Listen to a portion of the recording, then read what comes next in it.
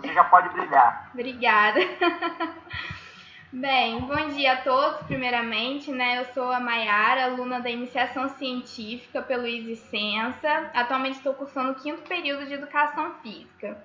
O tema do nosso trabalho é o uso do protetor bucal em jogadores de futebol, impacta no parâmetro cardioventilatório, metabólico e de performance, um ensaio clínico randomizado cruzado.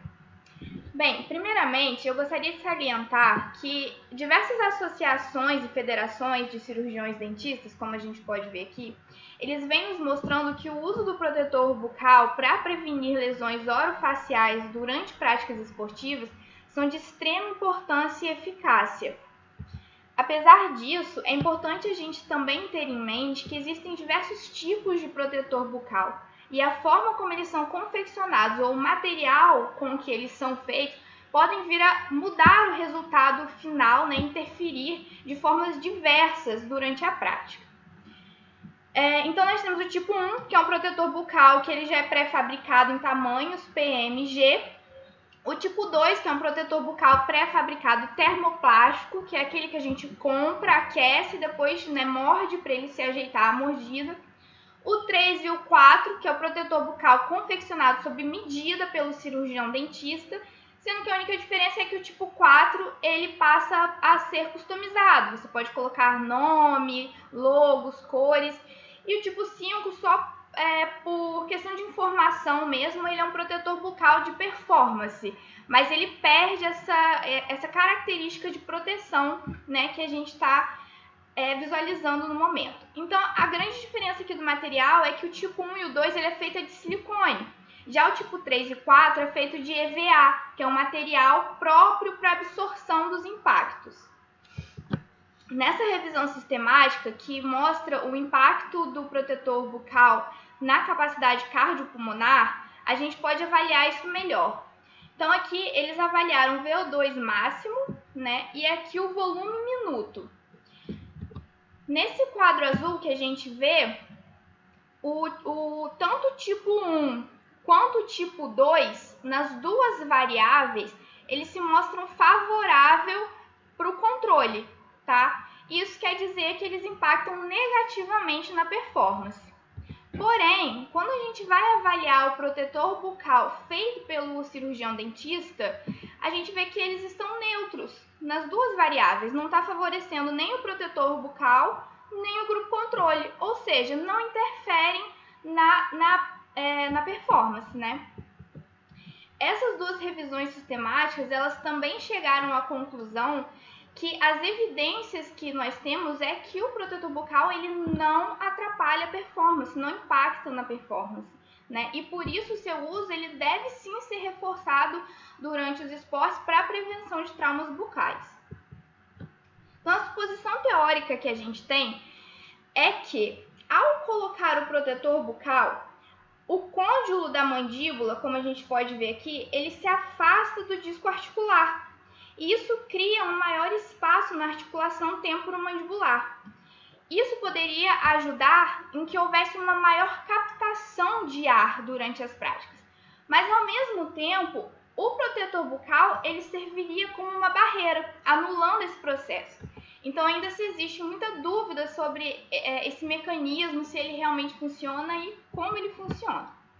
Então, eu realizei uma busca, né, na base da PubMed, com os seguintes descritores de ensaios clínicos randomizados cruzados, e achei 26 artigos. Porém, 11 deles foram excluídos por não avaliar a performance. Então, eu fiquei num total de 15 estudos, sendo que 3 deles falavam especificamente sobre o futebol. Os resultados que eu tive, então, nesses artigos foram que um deles fala sobre a melhora do exercício na resistência com o uso do protetor, né? O outro fala, 2 deles falam da melhora em exercícios de força usando o protetor, e a grande maioria, né, 11 deles falam que não há melhora nem perda de performance. Inclusive os 3 do futebol, eles estão avaliados nesse quesito, tá? E por que isso é tão importante? Porque, como a gente viu anteriormente, o uso do protetor ele é eficaz e necessário para evitar, né, que haja lesões nos jogadores. Infelizmente, muitos atletas ainda hesitam em usar porque não tem essa certeza de que aquilo não vai diminuir seu desempenho ou que não vai impactar na sua performance, né?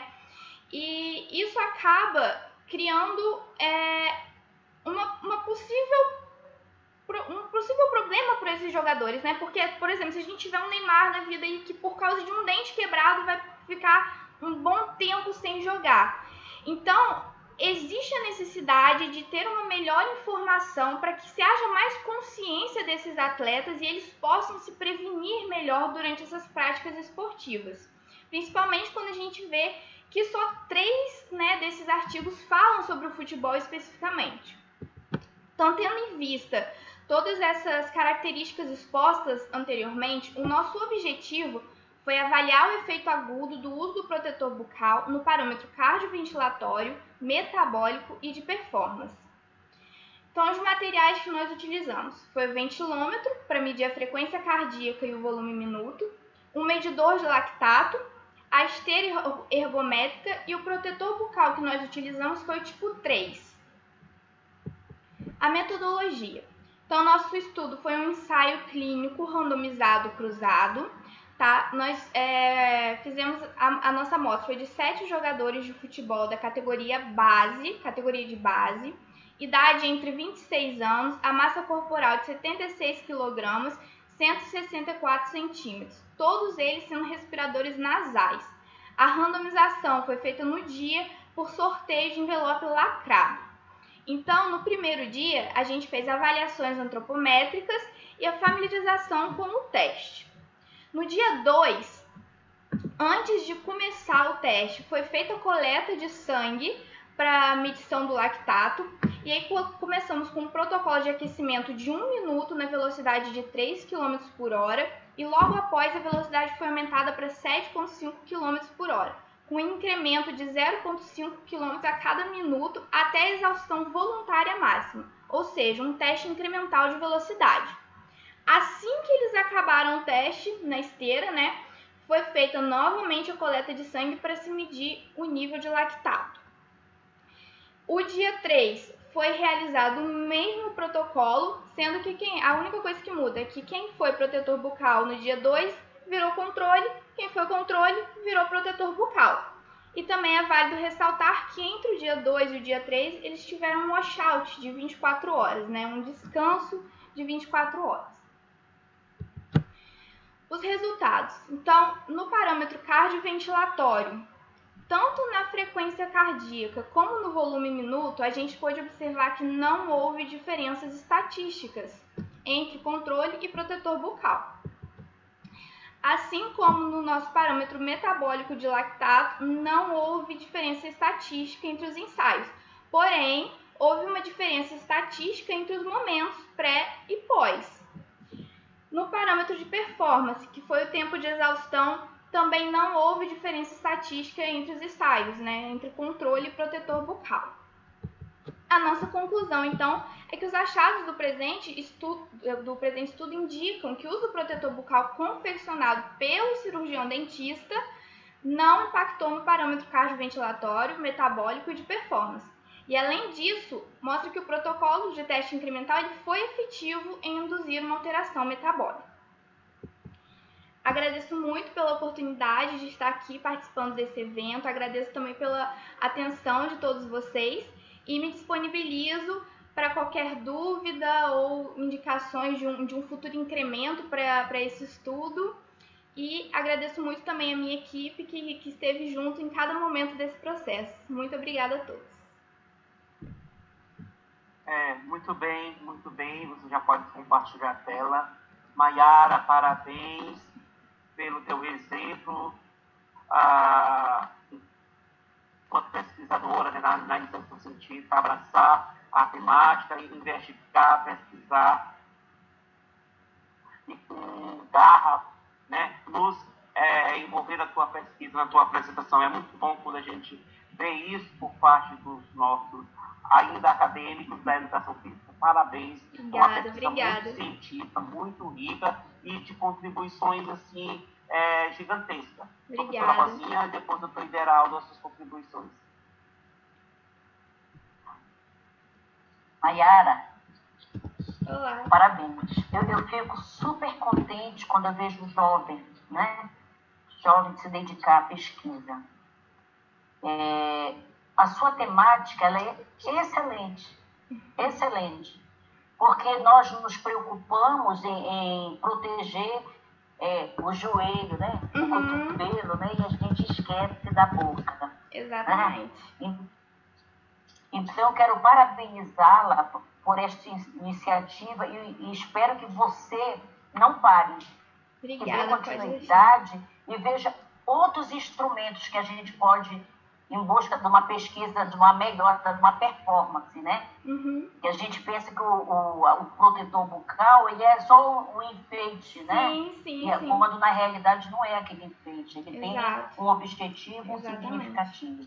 Eu quero parabenizá-la e com a sua equipe, que você traga mais trabalho para enriquecer o nosso congresso científico. Pode deixar, obrigada. Doutor Geraldo. Maiara, né? Isso. Maiara, parabéns, viu, pelo grande trabalho, um trabalho bem escrito, um trabalho com um protocolo muito rico, né? Muitos equipamentos que nos dão suporte para quem tem a veracidade, né? As estatísticas também que é trabalhada nas pesquisas. Isso aí significa dizer que você no quinto período já está um passo à frente, né? E é importante saber disso porque a educação física enriquece a modalidade dos atletas que se estruturam e que têm essas pesquisas em mãos, faz com que dê mais segurança para a prática e valoriza também a questão da qualidade de vida, a proteção pessoal. Parabéns, e a gente fica assim muito alegre em saber que essa pesquisa está crescendo a cada dia no âmbito da educação física. Novos pesquisadores estão surgindo e a FIEP agradece e parabeniza e espera que nos próximos anos venham com mais resultados sobre os seus estudos e estamos aqui de portas abertas. Parabéns, sucesso, né? E vida longa nas pesquisas e nos trabalhos. Parabéns. Muito obrigada. Parabéns, Maiara, mais uma vez. Mansur, leva um abraço à tua turma, à tua instituição e defenda a bandeira da pesquisa e da iniciação científica aos seus colegas e demais. Com certeza. Muito bem, vamos ao